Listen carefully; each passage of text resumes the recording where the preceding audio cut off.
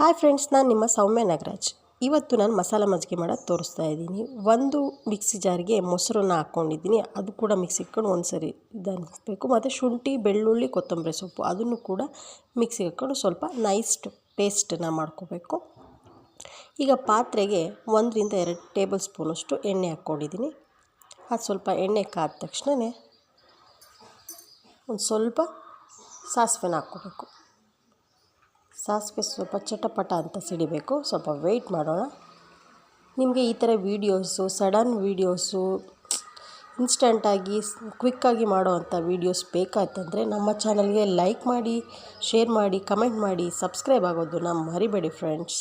ನೋಡಿ, ಈಗ ಕಾದಿದೆ, ಕರಿಬೇವು ಹಾಕಿದ್ದೀನಿ. ಇದು ತುಂಬ ಬೇಗ ಆಗುತ್ತೆ, ಕ್ವಿಕ್ಕಾಗುತ್ತೆ. ನೋಡಿ, ಈ ಥರ ಪೇಸ್ಟ್ ಮಾಡ್ಕೊಂಡಿದ್ದೀನಲ್ವ, ಆ ಪೇಸ್ಟನ್ನು ಕೂಡ ಅದಕ್ಕೆ ಹಾಕ್ತಾಯಿದ್ದೀನಿ. ಇದು ಶುಂಠಿ, ಬೆಳ್ಳುಳ್ಳಿ ಮತ್ತು ಕೊತ್ತಂಬರಿ ಸೊಪ್ಪಿನ ಪೇಸ್ಟ್ ಕೂಡ. ಮತ್ತು ಮಜ್ಜಿಗೆನ ಹಾಕ್ತಾಯಿದ್ದೀನಿ. ಈ ಬಿಸಿಲಿಗೆ ಏನು ಕುಡಿದ್ರೂ ಸಮಾಧಾನ ಆಗೋಲ್ಲ.